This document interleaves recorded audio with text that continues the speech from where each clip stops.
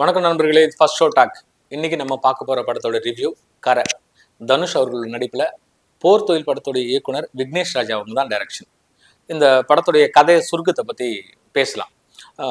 ஆரம்பத்திலேயே ஒரு பெரிய பேங்க் ராபரிங்கில் ஈடுபடுறாரு தனுஷ். இதுதான் தன்னுடைய கடைசி திருட்டா இருக்கணும், இதற்கு பிறகு இந்த தொழிலில் நான் ஈடுபடக்கூடாதுங்கிற முடிவோடு இறங்குறாரு. அன்பார்ச்சுனேட்லி அவர் வந்து டிஎஸ்பியான சுராஜ் மஞ்சள் கிட்ட சிக்கிறாரு. சிக்கன சில காட்சி நேரங்கள்லயே வந்து தப்பிக்கிறாரு. தப்பிச்சு போன பிறகு ஊர்ல போய் செட்டில் ஆகணும்னு நினைக்கிறாரு. அங்க போனா எதிர்பாராத விதமா தன்னுடைய தந்தையான KS ரவிக்குமார் அவர் இறந்து போறாரு. அவருடைய கடைசி ஆசையான தங்களுடைய பூர்வீக நிலமான விவசாய நிலத்துல அவரை வந்து அடக்கம் பண்ண சொல்லியிருப்பாரு.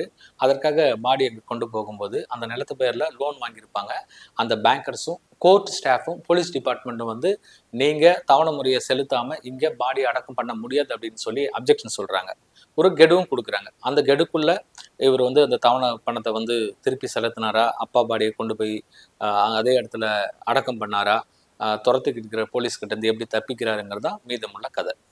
தனுஷ் அவர் வழக்கமாக வந்து கதையின் நாயகனா என்ன தேவையோ அதை சரியாக பண்ணியிருக்காரு. அது டான்ஸாக இருக்கட்டும், ஃபைட்டாக இருக்கட்டும், அவங்க அப்பா கிட்ட உடஞ்சி அழுகிறதா இருக்கட்டும், அம்மா காலை பிடிச்சி அழுகிறதா இருக்கட்டும், மனைவி கிட்ட வந்து என்னால் தானே உனக்கு இது மாதிரியான ஒரு கஷ்டமான வாழ்க்கை அப்படின்னு சொல்லி மனைவி கிட்ட ஃபீல் பண்ணுறதா இருக்கட்டும், எல்லாமே கம்ப்ளீட்டாக அவர் சரியாக பண்ணியிருக்காரு. மமிதா பைஜு இது வரைக்கும் நம்ம ரொம்ப ஸ்டைலிஷாக பார்த்த மமிதா பைஜு இதில் வந்து ஒரு ஒரு கசிந்து சேரீ கட்டிக்கிட்டு என்ன ஒளியிற முகம், ஒரு ஒரு ஏழ்மையான குடும்பத்தில் ஒரு பெண்ணை சொற்பமான சீன்களில் இருந்தாலுமே கூட நல்லா நடிச்சிருக்காங்க அவங்க. KS ரவிக்குமார் அவர்கள் நான் வந்து அவங்களுடைய பிகினிங் ஸ்டேஜ்லேருந்து பார்க்குறேன். எல்லா படத்துலையுமே அவர் டைரக்ட் பண்ணுற எல்லா படத்துலையுமே ஒரு சின்ன ரோலில் வந்து போவார். அதுக்கடுத்து டைரக்ஷனுக்கு புல் ஸ்டாப் வச்ச பிறகு அவர் நடிக்க ஆரம்பித்தார். நடிக்க ஆரம்பித்த படங்கள் எல்லாமே பார்த்துருக்கேன். அந்த படங்களில் அவருடைய எக்ஸ்பிரஷன் வந்து என்னை பெருசாக இம்ப்ரெஸ் பண்ணதே கிடையாது. பெருசாக எமோஷ்னலாக கனெக்ட் ஆனது கூட கிடையாது.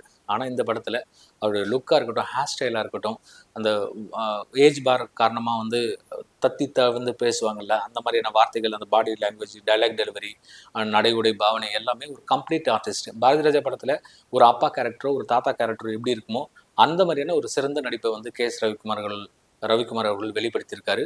ரொம்ப சூப்பராக இருக்குது சார் உங்களுடைய ரோல், வாழ்த்துக்கள். தென் வந்து ஜெயராம் அவர்கள் இதில் ஒரு படித்த பேங்கராக க்ரைம் பண்ண எப்படி இருக்குமோ அந்த ரோலில் அந்த மீட்டரில் சரியாக இருக்குது. அண்ட் தென் வந்து அப்பப்போ நம்ம சிரிக்க வைக்கவும் செய்கிறாரு. கருணாஸ் அவர்கள் அவருக்கு முன்னாடியே சொல்லியிருப்பாங்க போல இருக்குது, சார் இது அரசியல் மேடை இல்லை, இது சினிமா, கொஞ்சம் அடக்கி வாசிங்கன்னு சொல்லியிருக்காங்க. அந்த கண்ட்ரோலில் தான் அவர் வந்து சீன்ஸ் எல்லாமே பண்ணியிருக்காரு. ஹீரோவுடைய மாமாவா ராபரிங் போவார் ஒரு சீனில். நமக்கு யாரடி நீ மோகினி படத்தில் ஒரு டெலிஃபோன் பூத் சீன் வரும். ரொம்ப ரொம்ப முக்கியமான சீன் அது. நம்ம எல்லாமே ரசித்த சீன். அதே மாதிரி இந்த பேங்க் ராபரிக்கு முன்னாடி வேவ் பார்க்கறதுக்கு போவாங்க. அங்கே ஒரு சீன் பண்ணியிருக்காங்க சார். சூப்பராக இருக்குது அந்த சீன். எல்லாருமே கைத்தட்டி ரசிக்கிறாங்க. அந்த அளவுக்கு கருணாஸுடைய ரோலும் நல்லா இருக்குது. பிருத்வி பாண்டியராஜன் அவர்கள் ஆரம்பத்தில் ஹீரோவை பண்ணிட்டு அதுக்கடுத்து என்னோ தெரியல, அது ஒர்க் அவுட் ஆகலன்னு நினைக்கிறேன். சப்போர்ட்டிங் ஆர்டிஸ்ட்டாக வந்துட்டார். அது ப்ளூ ஸ்டார் படமாக இருக்கட்டும், பராசக்தியாக இருக்கட்டும், இந்த படத்துலையும் ஒரு நல்ல பெஸ்ட் சப்போர்ட்டிங் ஆர்டிஸ்ட்டாக வந்து அவருடைய பர்ஃபார்மன்ஸை வெளிப்படுத்தியிருக்காரு. ஸ்ரீஜா ரவி அவர்கள் தனுஷோட அம்மாவை வந்து அவங்க ஒரு நல்ல நடிகை, எல்லாருக்குமே தெரியும். இந்த படத்தில் வந்து அவ்வளோ அந்த மீட்டருக்குள்ளேயே அவங்களுடைய ரோலும் சிறப்பாக பண்ணியிருக்காங்க. ஒரே ஒரு சீனில் வர ஆடுகளும் நரேன் அவர்கள் வந்து அதகலப்படுத்திட்டு போயிட்டாரு. ரொம்ப சிறப்பாக இருக்குது அவருடைய ரோலும். MS பாஸ்கர் அவர்கள் ஒரு வித்தியாசமான கெட்டப், அவருடைய வாய்ஸை வச்சு தான் இது MS பாஸ்கர் அவர்கள் அப்படின்னு சொல்லி நம்மளால் கண்டுபிடிக்க முடியும். ஆனால் இந்த இந்த கதைக்கு அந்த மாதிரியான ஒரு மேக்கப் தேவைங்கிறது எனக்கு தெரியல. கொஞ்சம் திணிச்ச மாதிரியே இருந்தது, ஓவர் டோஸ் பண்ண மாதிரி தான் எனக்கு தோணுச்சு. தென் டெக்னீஷியன்ஸ் பற்றி பேசணும் அப்படின்னாக்கா GV பிரகாஷ் அவர்கள் அவருடைய பாடல்கள் வந்து நல்லா இருக்கு. பேக்ரவுண்ட் மியூசிக்கில் வந்து சூப்பராக இருக்குது. அந்த ராபரிங் காட்சிகள் எல்லாம் பார்த்தா நமக்கு அந்த தேட்டரோட நுனிக்கு கொண்டு போய் உட்காந்து பார்ப்போம் இல்லையா, அந்த மாதிரியான ஒரு ஃபீல் வந்து அந்த பேக்ரவுண்ட் மியூசிக்கில் வந்து நம்மளை கொண்டு போகிறாரு, அந்த சீட்டோட நுனிக்கு கொண்டு போகிறாரு. அது கண்டிப்பாக வந்து அந்த கிரெடிட் மொத்தமே GV பிரகாஷ் அவர்களுக்கு தான் போகும். தேனி ஈஸ்வர்கள் இந்த படத்துடைய சினிமாட்டோகிராஃபர். ராமநாதபுரம் மாவட்டங்கள் அந்த நைட் எஃபெக்ட்ஸு, வீதிகள், ப்ரொடக்ஷன் டிசைனரோட சேர்ந்து சினிமாட்டோகிராஃபியில் ரொம்ப சூப்பராக இருக்குது. குறிப்பாக எனக்கு என்ன பிடிச்சிருக்குன்னா, நைட் எஃபெக்டில் நாங்கள் ஒர்க் பண்ணும்போது அர்பன் சோடியம் சொல்லி ஒரு ஃபில்டர் யூஸ் பண்ணுவோம் ஸ்ட்ரீட் லைட் எஃபெக்ட் கொடுக்கறதுக்காக. அதை வந்து இதில் யூஸ் பண்ணியிருக்காங்கன்னு நினைக்கிறேன். ரொம்ப நல்லா இருக்குது அந்த காட்சிகள் எல்லாமே. ஃபைட்ஸ் இருக்கட்டும், மேக்கப்பு, ஹேர் ஸ்டைல், எல்லா டெக்னீஷியன்ஸும் அவங்களுடைய ஒர்க்கை ரொம்ப சூப்பராக பண்ணியிருக்காங்க. கதை தான் பிரச்சனையே, டேரக்டர் தான் பிரச்சனையே இங்கே. ஏன்னா போர் தொழில் வந்து பெரிய இம்பாக்ட் கிரியேட் பண்ண ஒரு படம். நான் தெலுங்கு இண்டஸ்ட்ரியில் போய் ஒர்க் பண்ணிட்டு இருக்கும்போது அங்கே வந்து ஒருத்தர் கேட்டாங்க, உங்களுக்கு போர் தொழில் மாதிரி ஒரு கதை இருந்தால் சொல்லுங்கள், நாளைக்கே ஷூட்டிங் போகலாம் அப்படின்னு.